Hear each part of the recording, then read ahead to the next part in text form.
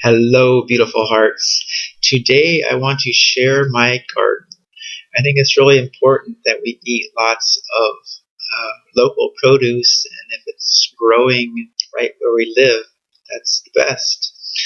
Um, I live in the Wailua Homesteads of the Hawaiian island of Kauai. It's quite a tropical climate. We get probably around 80 or so inches of rain a year.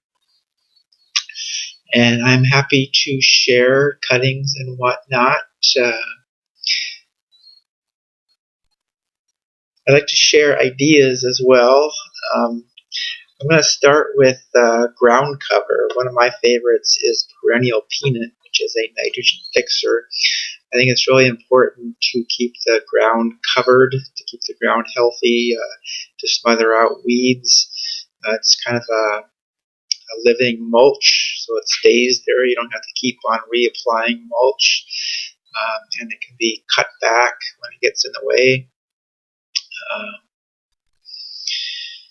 And another idea I want to share is what to do with weeds. For a long time, I was putting my weeds in the compost, but I got concerned that I was probably spreading weeds and weed seeds.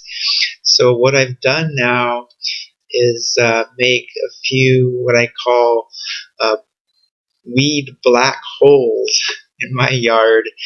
Basically, I've taken either an old trash can or a 5-gallon bucket and cut the bottom off of it, and then decide where I want to put it next to like a tree or something that can benefit from the nutrients and minerals and whatnot as the weeds decompose. So I find where I want to put it, and I loosen up the soil in a ring the size of the top of the container. And then I take the container down and put it into that loosened soil and rotate it back and forth so that the top of the container can get down into the soil a couple inches or so. So basically there's a good seal between the soil and the container so that weed seeds and stuff aren't going to be escaping out the bottom of the container. And then I just put weeds in the container and let it naturally compose. It's open to the rain, so it composes fairly quickly. I'm putting new weeds on quite frequently, so the old ones aren't growing too much anyway. And I feel it's a good way to keep the weeds and weed seeds isolated so they're not spreading around, and also be able to make use of the nutrients, the nitrogen, potassium, and minerals and whatnot that are in the weeds. And then, of course, it's better than just throwing them away, which causes more use of fossil fuels to haul them away and whatnot. So another idea is what to do with old branches and old trees that are cut down and things like that. A lot of people decide to chip them. I've decided to take the more natural approach and let nature decompose them. I've got an area in my yard designated for branches and trees that I've cut down. And basically what I did is I laid down a bunch of cardboard and old cotton sheets and stuff to smother the grass, and then put some logs around the outside to kind of segregate the area, and put all kinds of brush, branches, and trees and stuff on those sheets and cardboard. And then I've been spreading different ground covers over the top of that, like the perennial peanut and so on. I understand it's sometimes challenging to deal with that. That's why a lot of people like to chip it, but I like to eliminate the extra noise and pollution caused by chipping, as well as something that's not often thought about is the oil and the metal filings and stuff that get into the chips during the chipping process, and that goes into the soil, of course. I'm not sure if that causes a problem, but it feels better to me to be more natural about it. And with the climate here, things decompose quite quickly. I actually have a bunch of pumpkins growing over all these branches now, and that is a good ground cover, as well as the perennial peanut, which takes longer to spread, is spreading as well. But the pumpkins seem to like growing over these branches. I basically spread them out so the branches aren't more than a foot or two thick. And then with the pumpkins growing over this, the pumpkins are supported by all these branches. So instead of sitting on the soil, where pumpkins often start to rot because of the soil being in contact with the pumpkin, they're setting up on the branches instead. It seems to be working pretty well. Another idea is to use old bathtubs for planting containers or composting containers. There's a lot of old bathtubs that people are getting rid of, and I've got two now elevated so that I can put a 5-gallon bucket under the drain, and I've got garden things growing in one that I want to give a little bit more attention to and isolate them a little bit from the rest of the garden. And then with the bucket, basically I can recirculate or recycle the rainwater that goes into the tub. That, of course, leaches out a lot of the nutrients of the soil that I put in the tub. So then if I water it again with that water, it's replenishing those, it's recycling those minerals and nutrients instead of letting them just leach into the ground and away from being accessible to the plant roots. And then if it rains too much, I have too much drainage, I'll just use that water to water something else in the yard that can benefit from those nutrients. And then, like I said, I also have a bathtub that I use as a composter. I'll put compost in and then put leaves and stuff over the compost to keep the flies away from the compost, and then recirculate the water again in the same fashion to keep the compost moist enough. And a benefit of composting that way instead of in like a closed composter, which I do also, in the open composter, the bathtub, a lot of things grow. A lot of seeds from kitchen waste will grow, and you get some interesting surprises that way. I've gotten basically all of my avocado trees, 5 of which are producing excellent avocados now from my composting bathtub. These avocado trees are like over 20 feet tall and producing lots of avocados now. And the pumpkin that I just told you about, I have a big pumpkin vine that's got over a dozen pumpkins on it now over this area of branches that I told you about. That pumpkin came from the composting bathtub as well. And then I've got some other surprises too. So it's always, that's one of the joys that I've found in gardening, to discover surprises that way and have volunteers. I basically just grow things that I can eat raw. I do cook some of them at times, but I've avoided things that are toxic without cooking. Things like chia and cassava. I didn't want to have the concern of poisoning myself if I didn't cook things enough. So I like the convenience of being able to not cook things if I choose. There's so many things that I just throw in my banana pudding and smoothies and sandwich spread, spaghetti sauce and stuff. I don't have to worry about cooking it.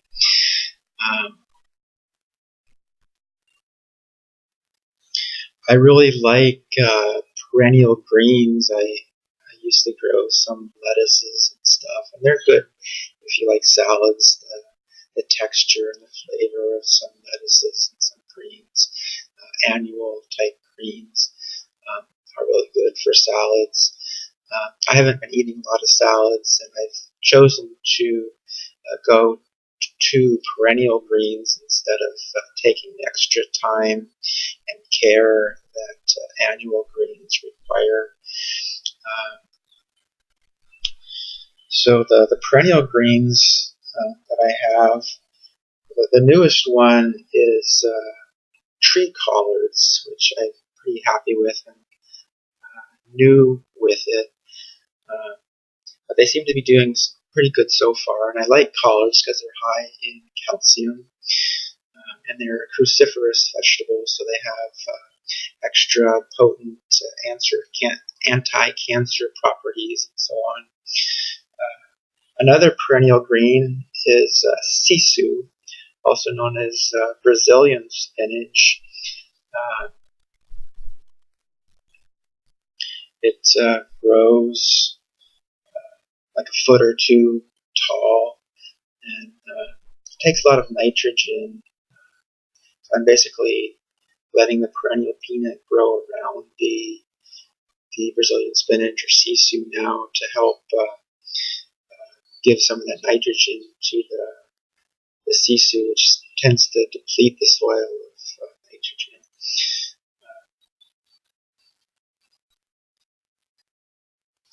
The tree collards grow like 6 feet tall or so. So I'm interesting. Mine are still short. But I'm interested to see how they turn out as they get bigger. This is edible hibiscus, also known as Pacific spinach, that grows as a tree or a shrub and grows really easy. You stick a woody stalk in the ground and that'll grow very, very well. And it tends to be a little bit slimy in consistency, but I find the flavor better than like Malabar spinach, which I don't know what the flavor of. Another perennial green which I like is Okinawa spinach. It's interesting because it's green on one side and purple on the other side, which makes a colorful salad. Or I put it in my banana pudding a lot, whatever. And they again grow about maybe a little taller than the sisu, a couple feet or so.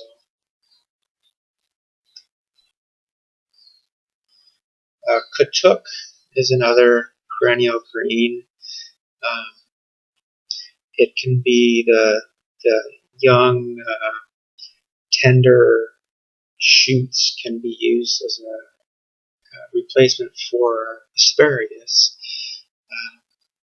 They are said to have a compound that's not good to have in high amounts. There was an article from Asia about people eating lots of it. So a few of them had some problems, so it's suggested not to eat a whole bunch of this.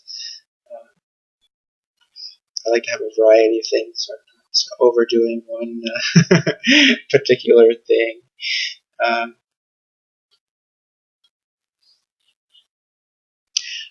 As far as edible flowers, there's hibiscus, which sometimes I'll just throw a hibiscus flower in a smoothie or something. Angel wing begonia is one that I have that grows really well and has lots of flowers on it.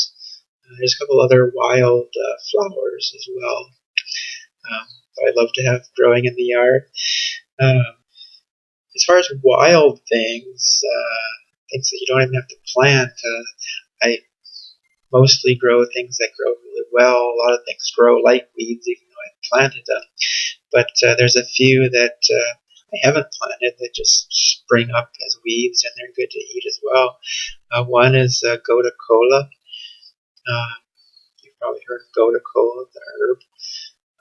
Grows as a good ground cover too. Grows pretty thick in wet areas. Stays pretty low, just a few inches high. But needs wet areas. It doesn't really do good when the soil dries out. The perennial peanut seems to be a better all-around ground cover. It's pretty hardy, easy to spread with cuttings. With the perennial peanut, the best way that I've found to spread it is to cut like a foot-long cutting. And I've cut a bunch of foot-long cuttings and put them in old coconut oil containers and let them root. And then I take a shovel and put it in the ground, rock it back and forth to create just kind of a slit in the soil, pull the shovel out, stick a few perennial peanut rooted cuttings in, and then just step the soil closed, give it some water, and it takes off. It's pretty hardy. So as far as the wild things, as I was talking about, hono grass is a wild weed that grows very vigorously in a lot of areas, and it's edible. I cut the fresh young tips from that off. And purslane is another wild edible. It's the vegetable or plant that is the highest in omega-3 fatty acids. So it's pretty neat in that regard. It kind of has a little bit of a citrusy flavor. It's pleasant. I have a curry tree that I'll throw a few leaves in soup and whatnot. A bunch of aloe. Bananas are something that grow really, really wonderful here. I've got apple and Pisan Awak bananas. The Pisan Awak tends to be a more dense banana that freezes really well. It's great for smoothies and stuff. And it tends to produce actually more bananas than the apple do. Both very sweet and yummy. The best way that I've found to cut down bananas is to say this is your banana plant, to make a small wedge on this side of the plant, a little V-shaped wedge with a machete or whatever. The way I used to do it, which didn't work out very well, is like you would normally cut down another kind of tree with a single cut. You'd want to cut in from this side so that you don't bind your saw. But for the banana plant, if you just cut a little V in this side, just kind of chop it in slowly so you're not binding the machete in there, and then get to the point where it's not supported very strongly, and then you can just start pulling it over, pushing it down, and it can come down really slow, usually without smashing the bananas. And I've also got lemongrass. Cuban oregano is something that grows like a weed here. It can be used as a ground cover and whatnot. It is edible as well, and ornamental. Nice looking leaves. I've got ginger and turmeric and sweet potato. Yacone is a sweet, juicy tuber that grows really well. Sayote squash is really hardy. asparagus. Mint is something that grows like a weed. I use a lot of that in my banana pudding. I make like a chocolate banana pudding with lots of fresh mint in it. I've got 4 different kinds of lilikoi, or also known as passion fruit. I've found that the best way to grow the passion fruit is on a sturdy tree. I have 2 red bead trees that produce seeds that are red that some people have used for making necklaces and so on. And I've got the passion fruit growing on those trees. And a Panama berry. This is a Panama berry. I've got a Panama berry tree. I've got a breadfruit tree, a variety of citrus trees,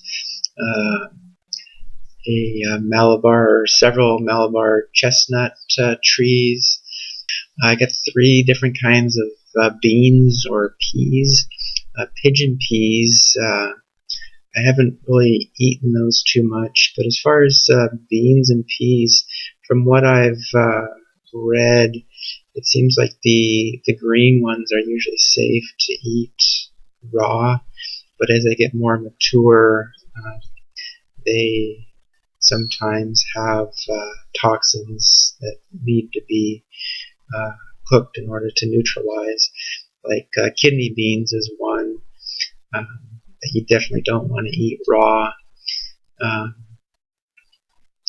So pigeon peas, of course, the peas and beans are all nitrogen fixers. That's a good benefit. I haven't eaten too many pigeon peas. I've also got lab, also known as hyacinth bean. The leaves are really plentiful. I've eaten lots of those. The beans themselves, I've experimented with, but I haven't really gotten into eating those much.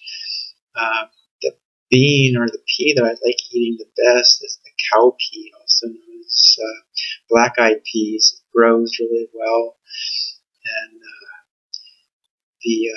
the immature bean or pea, when they're still green and immature in the pod, I'll pick them and just put them in my pudding and whatnot in the Vitamix and blend it all up. So I've also got tomatoes, got perennial basil and more trees like mango and ice cream bean and jackfruit and sapote and more going in all the time. So again, I'm happy to share cuttings and ideas and whatnot, and open to your ideas or plants that you would recommend. So thanks for listening, and my name is Troy, wishing you all peace, love, and joy. Aloha.